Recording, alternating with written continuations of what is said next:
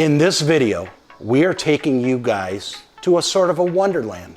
It's a wonderland of 57 Chevys. It's amazing. So buckle up, because you're not going to want to miss this ride, and it's all happening right here, right now, on After the Smoke Clears.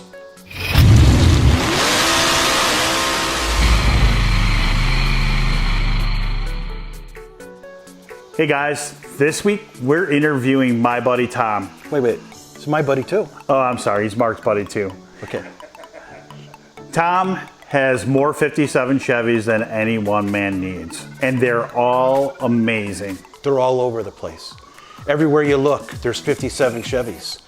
The B-roll footage of this video, you guys will actually freak out on. I am going to show you something that you're just not going to believe. Every time you look, you're going to see something different. It's the coolest thing I've ever seen. It's not only in his garage, it's not only in two of his garages.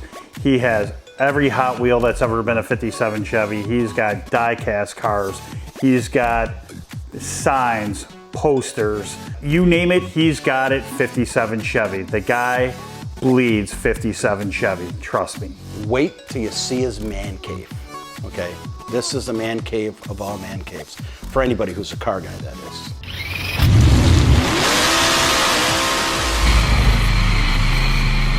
After all the 153 cars that you've owned in your life, why did you start collecting 57 Chevys? I started collecting 57 Chevys. My grandpa had one when I was younger. I remember riding in the car and stuff. And actually, he gave me the car when I was 15. Handed me the title, gave me the car, but mom and dad said I couldn't have the car because we had nowhere to put it in the city. So I had to give him the title back. And then he says, okay, give me $1 for the car. And mom says, you can't have the car. So he ended up selling the car to the guy at the gas station for $700. So that was it. So I guess that's what got me hooked. Before my first 57 Chevy, there wasn't too many for sale in the city, so I started just buying whatever was around. My first one was a 62 Chevy, but then can't have one car, so then I had a 69 Dodge, but you know, just kept whatever I could buy and sell, get cheap, do work to them, but I think it was 153 cars before I got my first 57 Chevy, 92 it was. So I think we're up to 20 57 Chevys now I've had. When I was able to drive, when I was 16, I went to look at a 57 Chevy, and this is what it looked like. And of course, my dad goes with, says, you can't drive that car on the street. So I ended up with the 62 Chevy. So when I finally moved out here, I had a little room to build what I thought was the ideal 57 Chevy. I bought this as a shell. It was just a project car. It transformed into this, what I think is the coolest 57 Chevy. Yeah, it was just this gray primered shell. Did the straight axle, the tilt nose, big block in it, you know, Pontiac red and all the stuff that I remember when I was younger, how the cars were. So it's 1970 Chevy 454, big block, bore 30 over, so it's a 460 now, 12.5 to 1. Took a 700 lift, roller cam in it, tunnel ram. It's got 650 carbs on it. Makes approximately about 700 horsepower. Got a turbo 400 trans in it and the Pontiac rear end. They're Cragar wheels. The fronts are 15x4 and the rears are 15x12 with old school N50s on it. I think they're called street freaks more because they started chroming everything on the cars and putting the big back tires, raising the rear up. They kind of, to me, went from gassers to street freaks in the 70s is what they started doing when they started street driving them more. I don't know, see, there's a lot of different categories because the gasser was more, the back end was squatted down kind of more. It falls kind of both. I caught more of a street freak than the gasser because that's before my time, and more gassers were, you know, back end down, front end up type cars, you know. So to me, this is a street freak more than a gasser. This is a tube axle from Speedway, actually. It's all chromed, leaf springs, Vega gearbox, crosslink steering on it, disc brakes. You know what, I think this was an all-black car if I remember. The cowl tag. Yeah, I'm pretty sure this was an all-black car if I remember. I had the cowl tag. It's been a while since I looked at this one, but I'm pretty sure it was all black, yeah. It's been in Chevy Vet Fest. It's been in, I got a first place there. That was 2005. And then we did the muscle car show a couple years ago. I got first place in that show. Done World of Wheels with it, first place there. So, yeah. Mostly other than that, it's mostly, you know, local stuff, you know, cruise nights and stuff, yep. Are you done buying 57 Chevys? I don't know if I'll ever be done buying 57 Chevys. I like them so many different ways. This 57 is Sunset Pearl Orange. It's a Bel Air two-door hardtop. This one here is a 210 sedan post car. The Nomad, that's a two-door wagon. And then we got the Sports Sedan, it's a four-door hardtop. And then Chevcon, the four-wheel drive, that's a 210 sedan four-door. Why do you call it Chevcon? Actually, the guy at the dollar store next door came up with it. It's a Chevy and it's a Yukon chassis underneath. So that's where the name came from. One of the special things about these cars is that I painted them. This one's Sunset Pearl Orange with a pearl white roof on it. This one I painted PPG black, did the flames on it, and had Dave stripe it. And the Nomad we painted back to original color, surf green, with ivory top on it. Yeah, kind of the rat racers, if I was gonna say one, that's kind of the one kind of car where my old neighborhood is guys that I kind of hang with. That's probably the most one, so yeah. Which pizza place do you guys go meet at in the city? Well, it's not pizza, it's usually bars and food, yeah. Oh, they have a lot of local cruise nights in there. Trust me, I have done enough city surfing. I like Yeah. Southsider, so. Yeah. I'm on Facebook. Some of the cool things that happened, I had people from Belgium come visit me for a week, stay, check out my collection, go for rides down Route 66, drive the cars. People from Texas have been here, visit for some time and stuff, so yeah. I love the 57 Chevy. Everybody knows this iconic car. The kids like it. They really like the four-wheel drive one and Flying High because it's different than most other ones. Out of all my cars, my favorite one is Flying High. When we're driving our cars, some of them I don't have radios, so we listen to the motor. Some of the cars we listen to the oldies, and some we listen to country music. So music goes with the cars. Out of all my cars I own now, fastest one is Flying High. My girlfriend's never gonna let me sell the Nomad. Your friends are gonna be like, oh, they all know. They all know. No, of course, but this adds to it, right? Yeah, they all got picks for my cars. Like Sunday they're over, Bob Damon says, yeah, when you die, I'm hooking up with Cindy and Flying High is gonna be mine, he says. She's gonna have a lot of boyfriends. He's all gonna Yeah. And then our stepson looked at him like, Yeah, he already left. Yeah, what are you talking about? Yeah, because he wants this car too. He left me the Chevelle. He made a will, left me a '66 Chevelle. Did he really? Yeah. Oh, that's awesome. My name's Tom. This is my 1957 Chevy Street Freak. That's why I'm a car guy. Okay, guys, we hope that you liked that video. Mark, what did you think of Tom's 57 Street Beast? I mean, it was like the coolest car that I've seen in a very, very long time. I mean, absolutely beautiful. Everything just spotless all the way down to the paint job, that motor, the interior, underneath the car. Everything about it is just sparkly gold. Yep, it all screams 1973 to me. I love how high it is up off the ground. I love the size of the tires and the wheels. I love that it has Craigers. I'm a Craiger guy. I love that it has ladder bars underneath of it. And the cool thing is a guy gave him that set of ladder bars. He had to paint them yellow because they should never be any other color on that car. I love the flames on it. I love the stickers. It's just absolutely the coolest car. Totally. Now, of the cars that we looked at, which one would you say is your favorite? Is it the black car?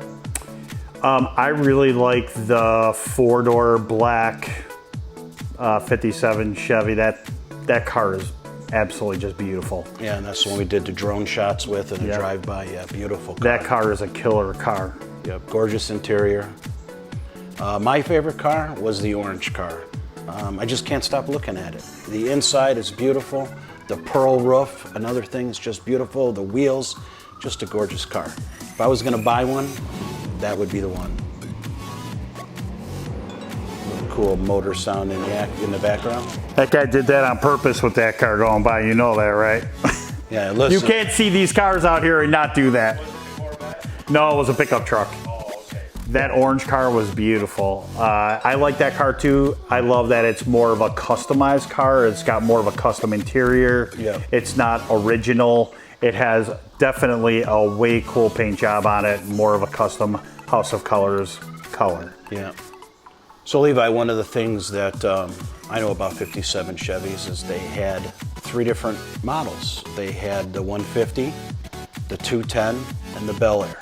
And today we're looking at Bel Airs. And also his Flying High is a 210. So we get to take a look at both of them, which is kind of cool. Absolutely. That was Slight pretty differences. Cool. Absolutely. So my favorite part of Tom's story is where Tom began liking 57 Chevys. His grandpa tried to give him a 57 Chevy. His mom said, no way, and couldn't get the 57 Chevy. Then he tried to get it sold to him by his grandpa for $1. Still was told no way. So unfortunately, he had to let that go, you know, and that's a shame because he would have had a piece of his grandpa. Wow, yeah, that would have been really cool. Cool story.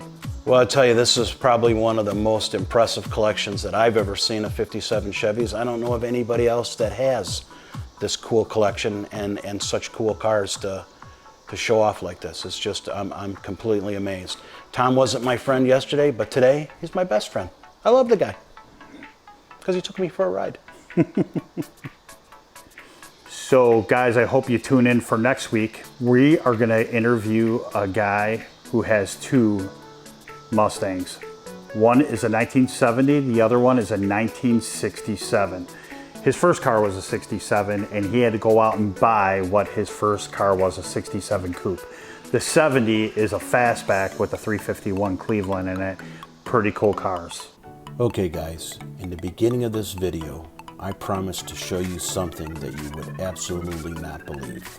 Well, get ready, because here it is. How long did it take you to make this room the way it is today? Actually, I think back maybe about 5 years to fill it up. It was all this stuff was piled in that other garage, overlaid and stuff. So I gave my daughter a year to move back home. She moved back home, filled it up with 57s. Ain't coming home now.